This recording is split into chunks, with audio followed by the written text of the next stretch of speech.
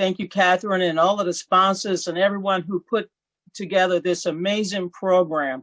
Over the next couple of days, we're going to really dive deep into how we create this better world. How do we strengthen not just the pillars of our democracy, but how do we strengthen each other during this critical moment? What an amazing day to kick off this summit, a day in which the Supreme Court of the United States affirmed that there's no place in our society for discrimination against anyone on the basis of race, sex, nationality, and now gender and sexual orientation. So I am very excited to be a part of this conversation. And I hope over the next couple of days, we listen to one another. We try to learn how to build a pipeline so that each and every one of us can have a place at the table. That's what this is about. Diversity Reboot is an opportunity for us to think about how we build a more inclusive culture, not just in the workplace, but throughout our entire society. So I want to thank my good friend, Jamal Simmons, a young man that I got to meet over 20 years ago. And he's still my friend. He's still a champion of equality and justice for all. So thank you for allowing me to participate today.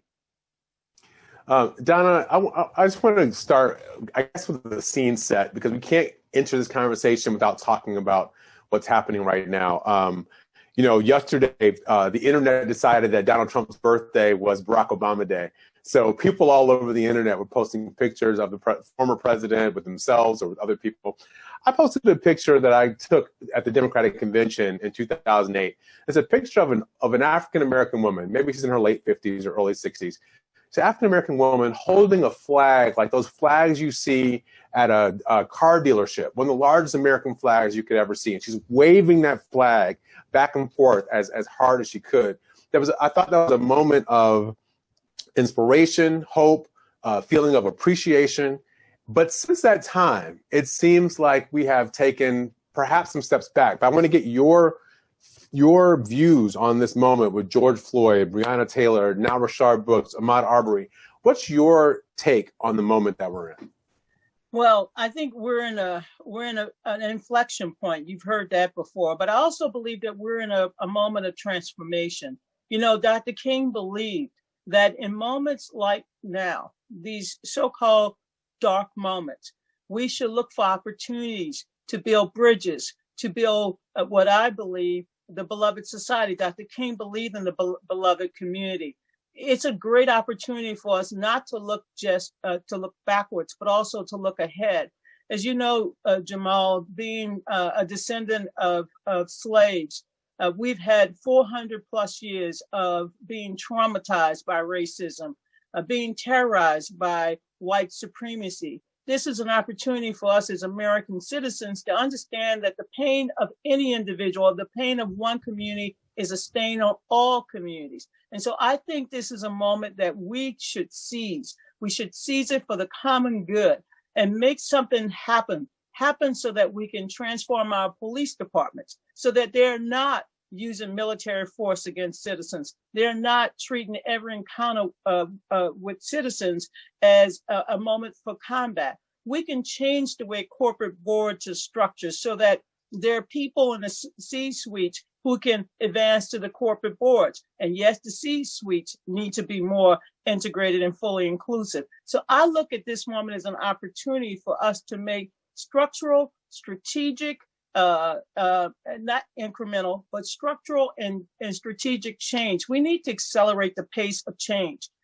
In my lifetime, Jamal, I am the first in my family, not only to attend and graduate from a predominantly white state institution, but I'm the first in my family to have full voting rights. Imagine that, full voting rights in 2020. And so let us find ways, useful ways, to use this moment to strengthen our society. This is not about recrimination. This is not about replacing anyone. No one has ever said, I want to be better. We just want to be treated as equals. And I think coming from a culture that has always been marginalized and excluded to now be part of the voices of change, we need to lift up our voices and use this moment so that we can change the world, not just for Mr. Floyd, and the grieving family he left behind, Mr. Brooks, Miss Taylor, and so many others. But let's build a new world so that my nieces, my nephews, your children, everyone has an equal shot as becoming the man or woman, the person, child, whoever God intended that individual to be.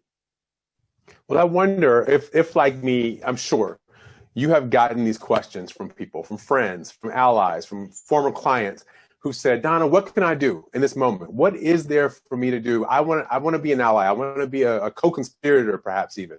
What do I do? What do you say to them when they ask you that question? Well, first of all, I want to acknowledge that everyone has put out a statement, and we appreciate the statements. The statements are beautiful.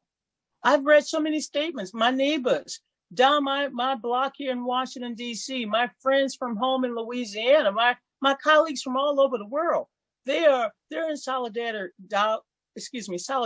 now with Black Lives Matter.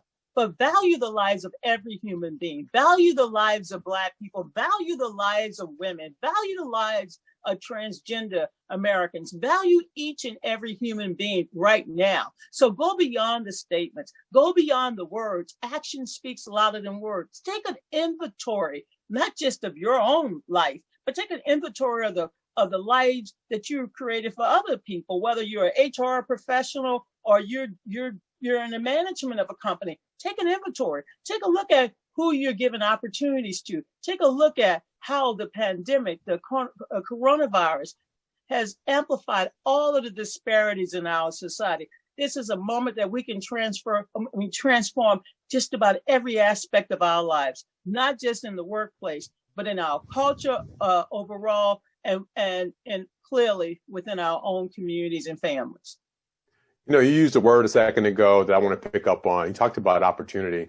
And I was looking at this for another reason, but I went back and watched the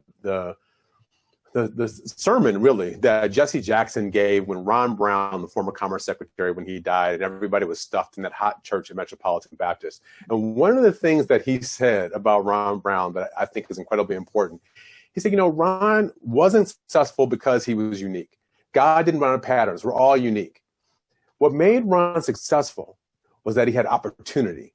And I think about, you know, in my life, you hired me to come work on the Gore campaign 20 years ago. That was an opportunity for me. And then you put pressure on me to make sure that I was giving more opportunities to more young people or more other people to be a part of the Gore campaign as we went out and did our hiring for the 45 or 50 states that we were playing in.